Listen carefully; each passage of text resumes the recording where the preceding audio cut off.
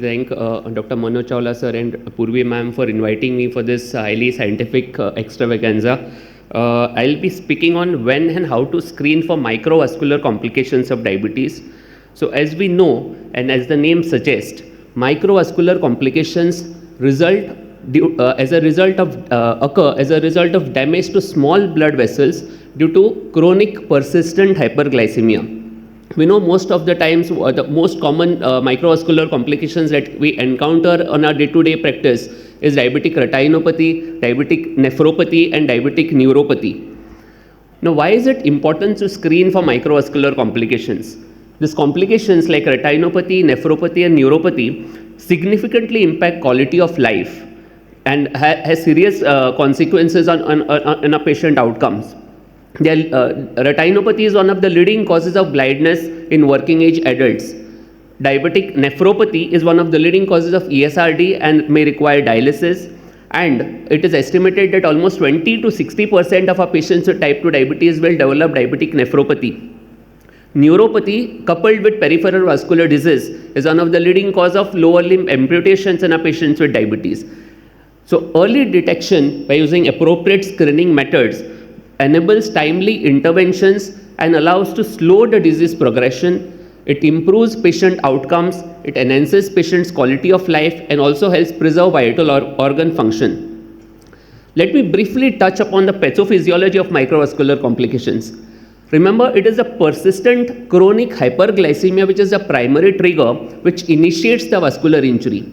Now, many a times our patients have multiple comorbidities like hypertension, dyslipidemia, which contributes. For example, hypertension accelerates microvascular damage and increases vascular stress. Dyslipidemia, along with oxidative stress, further contributes to endothelial dysfunction by generating free oxygen radicals.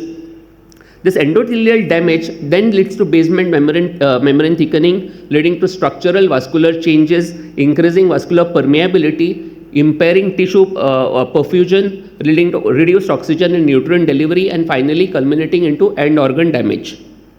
So let us look at diabetic retinopathy first, when to screen for retinopathy. The American Diabetes Association and most of the international guidelines recommend screening for diabetic retinopathy in patients with type 2 diabetes 5 years from the time of diagnosis and thereafter annually or once in 2 years.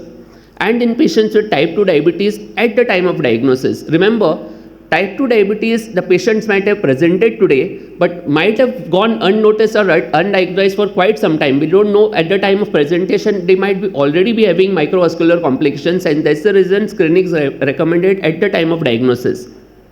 Now, in pregnancy, if the patient has gestational diabetes, the patients do not require screening for diabetic retinopathy because by definition, gestational diabetes means diagnosis which is diagnosed in the pregnancy. So, it is not expected that a patient might have developed some microvascular complications. However, women who are planning to conceive should be screened for retinopathy before conception and thereafter in the first trimester. And subsequently, based on absence or presence of retinopathy, further screening is determined. Now, if at any point of time you have a patient who has diabetic retinopathy, then further screening is advocated based on the severity. For example, mild NPDR should be screened every 6 to 12 months. Moderate NPDR requires screening every 4 to 6 months, and severe NPDR requires every 3 monthly follow-ups. How do we screen for retinopathy? A comprehensive eye examination, including a dilated fundus evaluation, remains one of the gold standard for evaluating patients or screening patients for diabetic retinopathy. Remember, this is the most inexpensive test, and every one of us as a physician or as a diabetologist should be trained and should be routinely doing this test in our day-to-day clinical practice for screening DR patients. Fundus photography is one of the emerging and has been commonly employed nowadays, very popular tool to evaluate for diabetic retinopathy.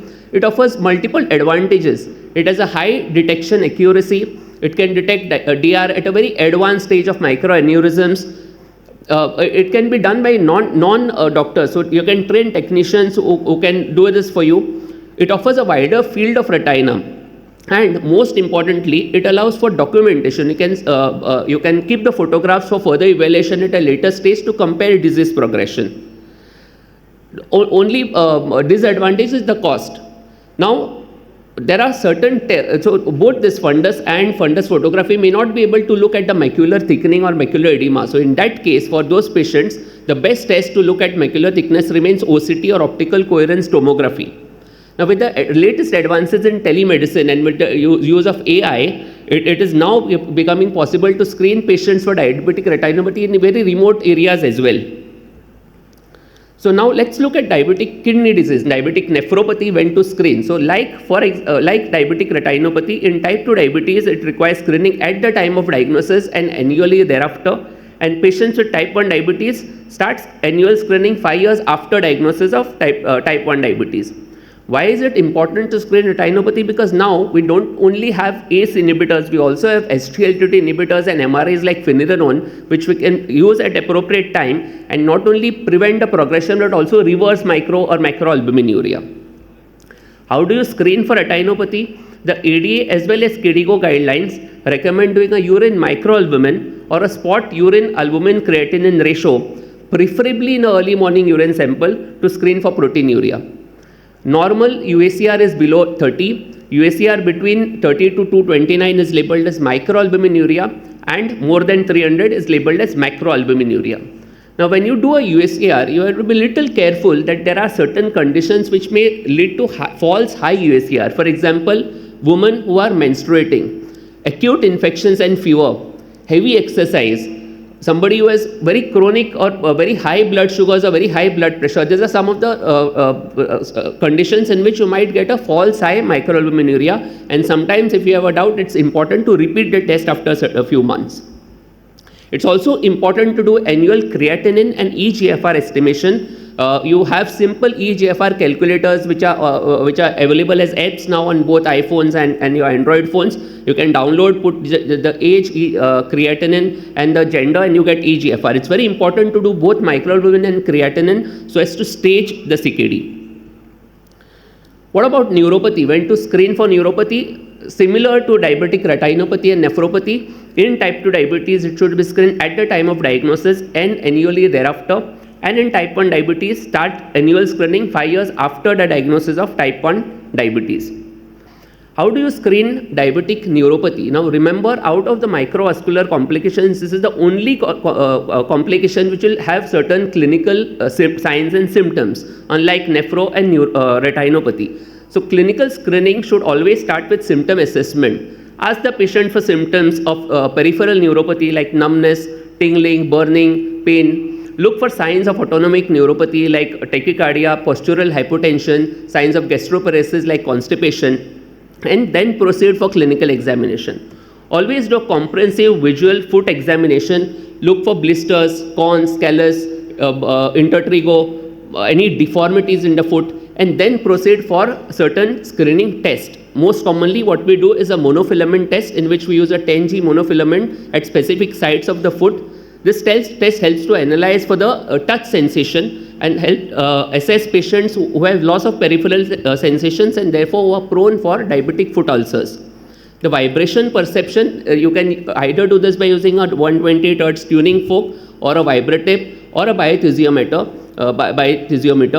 This particular test will help to assess the function of large nerve fibers, and which is a marker of neuropathy progression. And you can do a pinprick sensation, which helps to assess the small nerve fibers which carries the pain sensation. Now, very few patients you might have to refer. Now, nerve conduction studies we don't do routinely as a screening method, but yes, if there is a doubt in diagnosis, you might have to refer a selected patients for a nerve conduction study, which you can refer to a neurologist if you do not have the facility. So to conclude, timely screening saves vision, kidneys and limbs. Adhere to the recommended screening timelines, whether based on patient, whether he has a type 1 or type 2 diabetes. Utilize validated, accessible screening methods tailored to individual patients' needs. Optimize management, early detection of complications coupled with optimum ABC, good A1C control, good blood pressure control and cholesterol, particularly LDL, will reduce complications. And patient empowerment, empower patients with education and regular follow-ups for best possible outcomes. So with that, I would like to thank you for your patient listening, and